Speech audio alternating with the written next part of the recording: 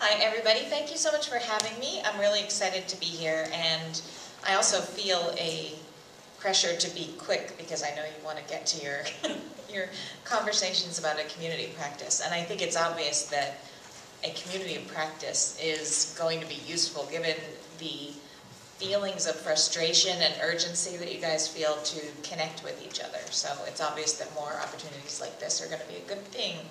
So I'm the director of NCDD. Some of you are members, and some of you are people that should be members. I've been talking to you about that. Be a united force in this field. So myself and about 60 other people worked together to create the first national conference on dialogue and deliberation in 2002. And basically, we found that we had some common elements. We all used facilitation, we all used ground rules, we created a safe space, we put people on equal footing. We used small groups, even in a larger group, there were always small groups so that everybody had a voice. And we focused on contentious issues or wicked problems, as we like to call them.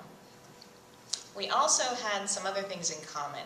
There's very much an entrepreneurial spirit in this field, lots of people forging new paths, but also a feeling of being siloed, you know, that I am inventing something and nobody else is helping me, you know, that I'm creating this from scratch. And so we knew that people needed to come together and stop feeling so alone in this. We also had people had a real sense of urgency, you know, this is important work for our community and for our country. Also, of course, we're under-resourced, and we have that in common. We can talk about that a lot. And this one is my favorite. You know, no one gets me. You know, no one understands when I talk about dialogue or deliberation or World Cafe or civic engagement. You know, there's a sense of, do people really get what I'm talking about? And that you have to start from the beginning and tell the whole story of what it is that you mean. You could never explain it in an elevator. And so even my mom has no idea what this work is that we do, even though I've told her about it many times. So we have that in common, and it's great to get together and commiserate on some of these things, but also share resources and see what we can accomplish together, and not feel like we're in a room full of people that we can actually talk to about this stuff and actually go into a little more depth, rather than just talking about the beginnings of this work and why it's important. That's what's great about a network like NCDD. And let me just say that this is so fun for me to be able to talk about NCDD and what we've done and why we've done it.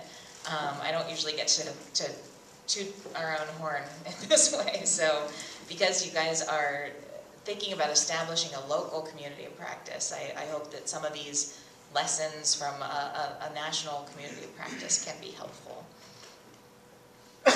So these are some photos that were taken in preparation for our conference that we just had in Seattle. But basically we try to make people who do this hard work feel like they're part of a larger community, and it is very hard work. The people in this field are heroes to me. Someone was asking me when I came in, what does it feel like to be a leader of a national movement to perpetuate this stuff? And I didn't really answer her question. I kind of evaded it, and I've been thinking about that, and it's partly because I don't feel that way, as if I'm leading a national movement of people. I actually feel as if I'm creating space for a group of amazing people that know so much more about this work than I do. You know, I'm constantly humbled because there is so much to learn about what's going on, the strategies people are using, even new methods, organizations I hadn't heard of. I'm constantly hearing about new things. So it's kind of facilitating you facilitators, which is never an easy thing to do. So these are the organizations that came together to endorse the first conference, just to give you a sense. They're from those 4 quadrants that Janice was talking about, and we still have a lot of support from across the field and from the 4 streams of practice. Those are our sponsors for the conference we just had, and our partners are here on the next page. So a lot of leaders in the field come forward to support the work that we're doing to build community among the innovators who are doing dialogue and deliberation work. So some of the things we accomplished together We have now had 5 national conferences. We've had about 5 regional events as well. So in all, I think we've engaged about 2,500 people in those events. So bringing people together to feel supported in this work and to think about how we can move forward together to actually build a movement, build a stronger field. And that's the resource guide that we created for the 2010 events is fantastic. If you guys want to check that out, that's on our website. But it's a nice consolidated guide to public engagement. It includes the engagement streams that you guys, some of you were curious about, which is a much more in-depth kind of resource than the image that you saw. And what's great about these events is that we have very little staff to support them. We do them through the goodness of our members' hearts. We get lots of volunteers to self-organize these events. So all of these regional events we had in 2010 were really interesting because they all looked very different. Some of them were open space, some of them were more, speakers followed by dialogue, and that was really interesting to see. There's the engagement streams framework. I won't talk about that. This is an interesting tool that we were able to create together back in 2009 after Obama was elected president. He came up with his Open Government Memorandum, which talked about collaboration, transparency, and participation. Our whole field was just so excited about a president actually talking about public participation, and we didn't know if he was talking about the same thing that we were talking about in our field. So we realized that we needed to get our act together in order to have a united front about what we mean by public engagement.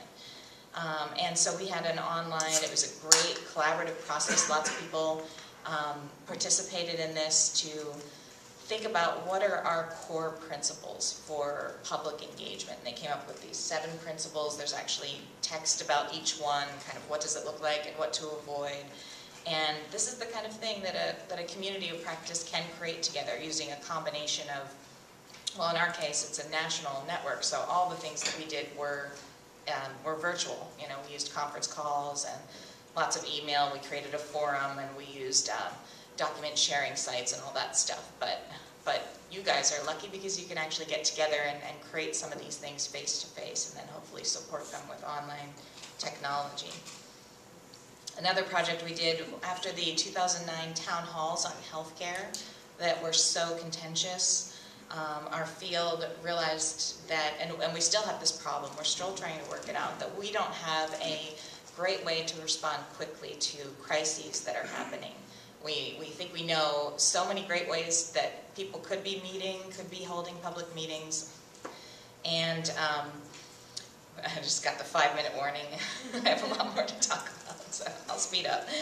But we tried to get we tried to create a collective article basically for public officials, letting them know there's other tools out there. You don't have to have a public meeting where you stand in line have people stand in line in front of a microphone, and that causes people to feel so much anxiety and like they can't be heard. So we helped people to write articles for local papers, and we had this one in Yes Magazine. But mostly what NCDD does is helps people to see that they're not alone in this work. They have a community to turn to. We have a great listserv that lots of people will pose a question, a challenge that they're facing, and they'll get a whole variety of different responses. People that have 20 years experience, people that have 5 years experience or are new in the field. I've tried this, maybe you should try that, but it just saves so much time if you're facing a challenge in your practice, in your dialogue and deliberation practice. And I'm going to forward through some things here. It's our resource center, which you should check out because there's about 2,800 resources on there that have to do with dialogue and deliberation.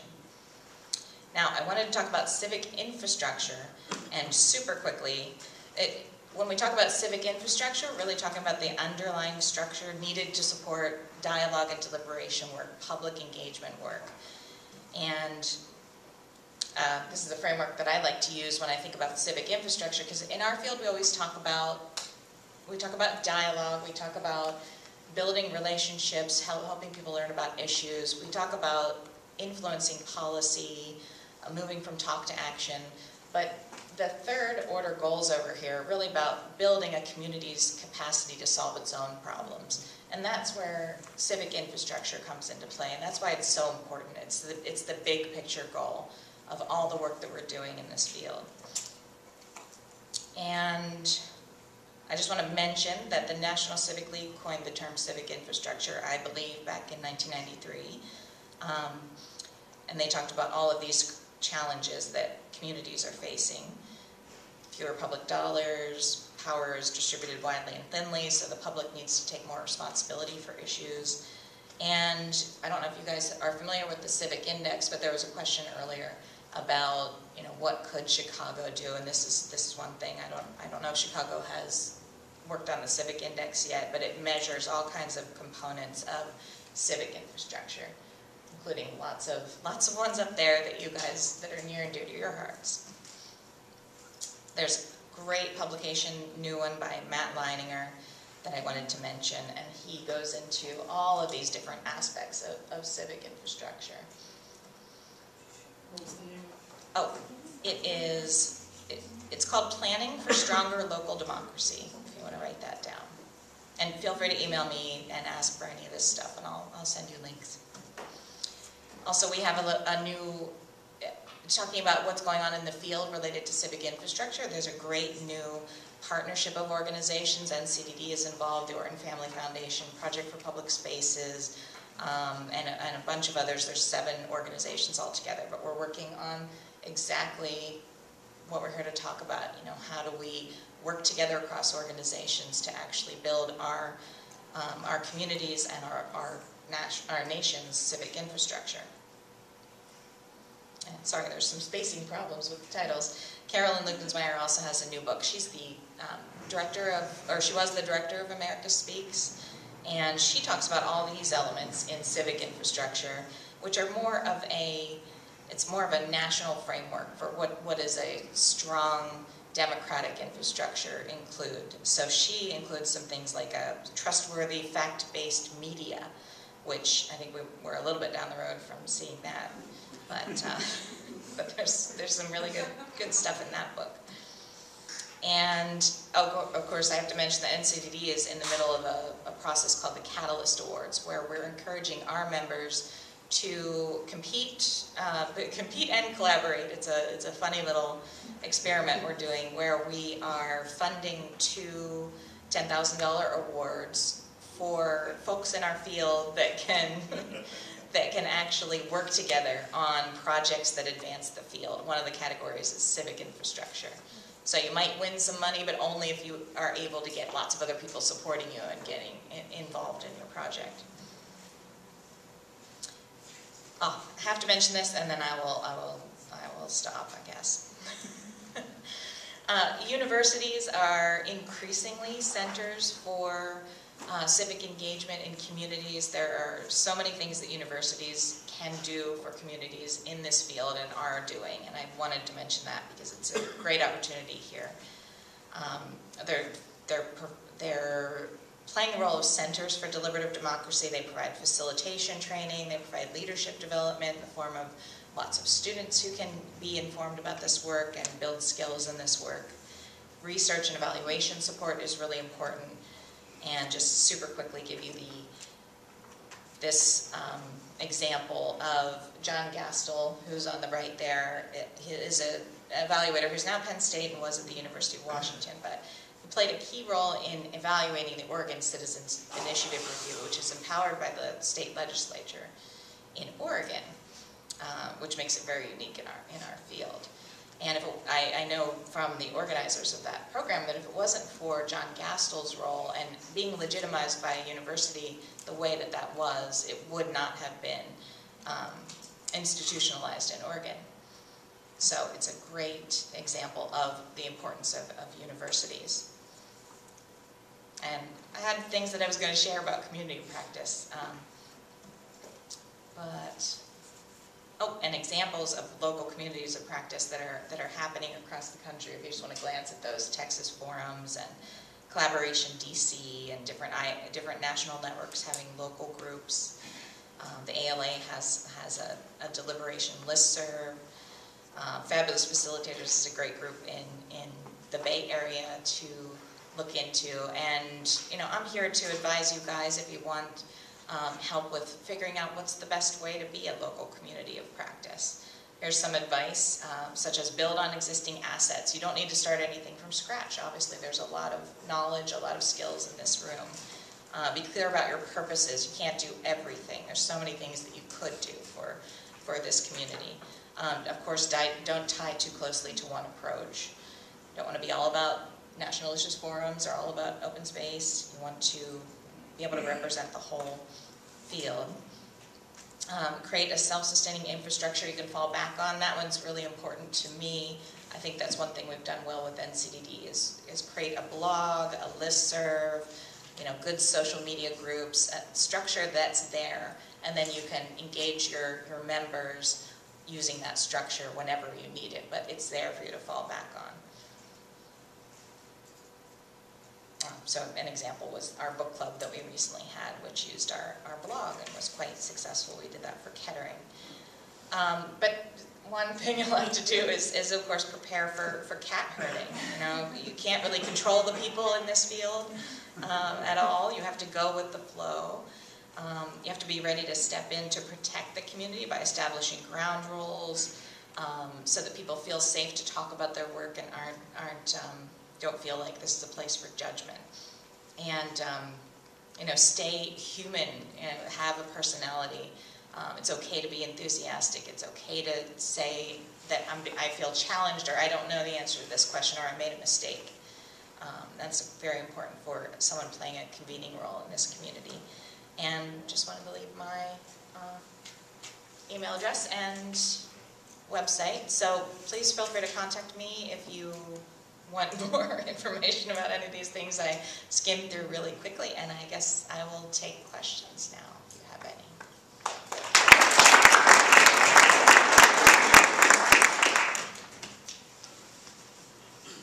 Well, I'm dying to know the answer to the question that was raised earlier about how Chicago might fall in the context of this national movement. So whatever you might have to say about that, but then, maybe expounding on that, what potential do you hear in this room so far today as far as what an effort like this looks like? Are we halfway there? Are we, at 2.5 and a 10-point scale of where we want to go? Like, what is your national perspective maybe give us for context about where we are and how far we may have to go? I will try. You guys are unique in so many ways that it's hard to put you up against other communities. I think this event itself and the fact that Janice wrote that report puts you ahead in so many ways. It's such an opportunity to actually see, and once you see her actual report and how detailed it is, I can't think of another community that has that kind of detail about what's going on. There are lots of communities where there's a lot of work in these different streams of practice, and people are disconnected, and they're not working together as they should. That's not unique. That's common. But to know and see what those things are I think it's such an opportunity. It puts you far ahead of where most communities are. I think also the fact that Felicia's here from the Office of Public Involvement or Public Engagement, and that she's thinking in a way that is about government as a facilitator and not government trying to go in and control things. I think that is really an opportunity right there. And having this, being at this stage where you're just coming together, just exploring how we might work together, but you've already got such amazing assets in the room. I don't know how to put you on a 10-point scale, but maybe a 7, maybe a 6. but a lot of potential. And I hope that you take some of this frustration from me talking and other people talking too much, or you want to talk to each other, and make sure that you have more meetings and have more opportunities to get together. I have the mic. Oh, okay. Sandy, you should also, on that closing slide, put your Facebook page on there. Sandy has a nice Facebook group for NCDD. Paul Collins, about 20 years ago, we founded the Midwest Facilitators Network here in Chicago, which is a forum for people who facilitate. And that has segued into, the MFN kind of ran out of gas a few years ago, but that many of us who were on the board and planners and shakers for the MFN are on the board of the International Association of Facilitators Chicago chapter. And we've been going for about a year now, and we have meetings every month. That's where I met Jan, and Janice told us about this meeting, and I knew about it through your site also. But anyway, just wanted to let you know, people who are interested, look at iaf-chicago.org. That's the International Association of Facilitators local chapter, iaf.chicago-org. Our next meeting, we try to have a meeting every month. Our next meeting will be on December, it's Friday, December 16th, yes. But the place to be determined because we had to change the venue. My question, you talked about the university support for facilitation. Now, here's the challenge here. Years ago, the University of Chicago Graduate School of Business had a course in facilitation that one of the deans mandated that every business school graduate had to take this facilitation training course. When he left, the program died. DePaul University has as part of its continuing education program, facilitation certification program. I don't think any other academic institutions in Chicago have a facilitation program, an active one. Why is it that universities around the country don't really, I hear your support from universities for facilitation, but why is the support for facilitation within the curriculum relatively weak? I'm not sure if I have an answer to that question. I think that's the kind of question that I would ask our listserv and get lots of different opinions on.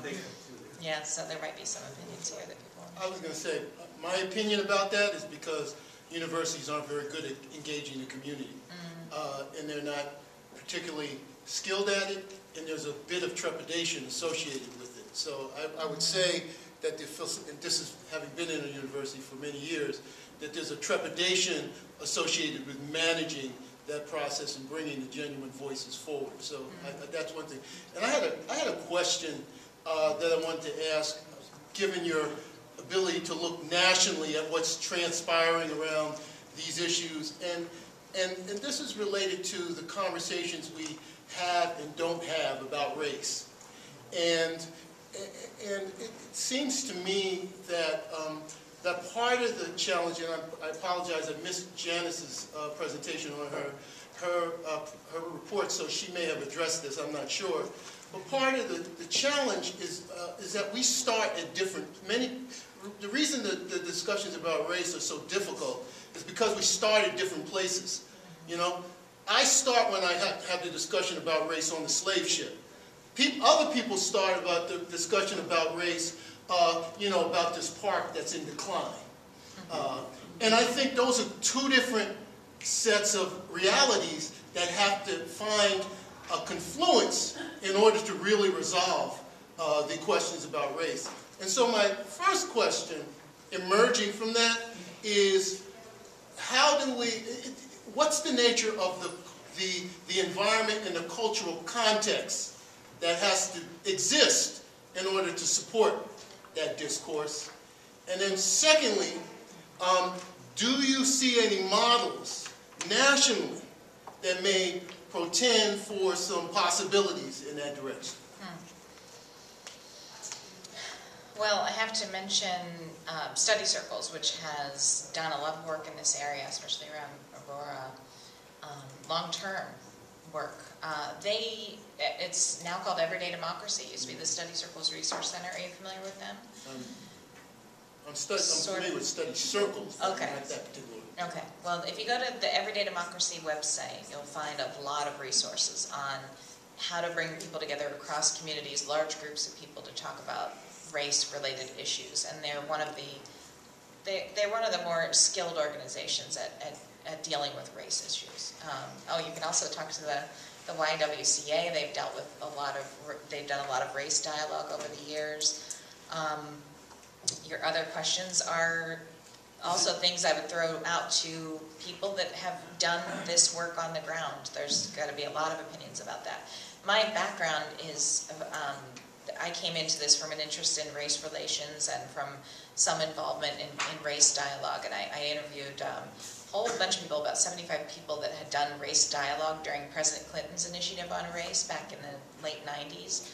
And one of the things that almost everybody was experiencing was a frustration in a lack of dialogue moving to action. You know, people didn't know how to meld dialogue with community organizing, and that's another place where Chicago might actually have the resources and the knowledge to be at the forefront of this work.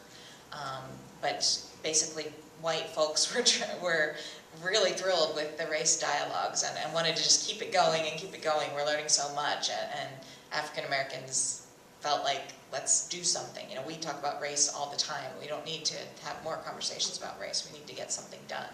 So and that's another way that people are imbalanced in terms of their experience with an issue. And I actually wrote a paper on how to move dialogue groups from talk to action, especially when it comes to race. And there's some tips for how to do that from my paper, but from a lot of organizations in the field that I can point you to. We have time for one more question here. Jenny, you want to ask the last question? I mean, I guess my question was along these lines more generally about notions of inequality and justice and how they are and are not formative. So that there are times when it sounds like dialogue and deliberation sounds sort of devoid of content. But to me, I mean, and so hearing you talk about this and how important conversations about inequality are to the work, I think is an important way to situate it, and also to sort of allow people who, I mean, I don't know anything about deliberation and dialogue as a trademark, not trademark, but as a thing, except I know that as a teacher, that's the work that I want to sponsor in the classroom. And it's what I hope my students at UIC can take with them when they leave. And so it's also a way of allowing people to feel like they're engaged in a project that they may not know that they're engaged in, but that they're central to.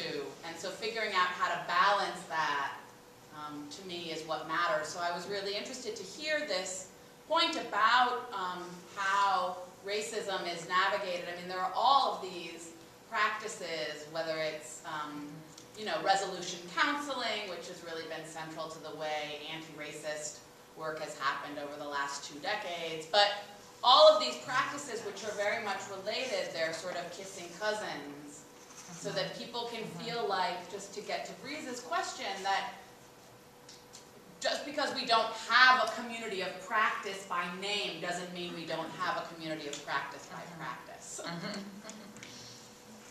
Right. Well, the one thing I would say to that, and I'm not sure exactly what the question was there, but but the one thing I would say is take a closer look at the engagement streams framework, the one that you saw the little image up there. It's really important to know what's your main purpose for getting people together to talk about a contentious issue. Are you wanting to resolve a conflict? Or do you just want to help people learn a little bit more about this issue? Or do you want to influence policy? Or the collaborative action stream, you know, do you want to actually empower people to figure out how to take responsibility for an issue together? So depending on what your main purpose is, that will factor into which methods you use, and it helps to figure out the broad, there's such an array of options in the field. And the engagement streams talks about a couple dozen of the most popular ones. But. Oh, so that's it. Okay. Well, thanks again, you guys, for the opportunity to come here. I think what you're doing is really exciting. And thank you, Joe.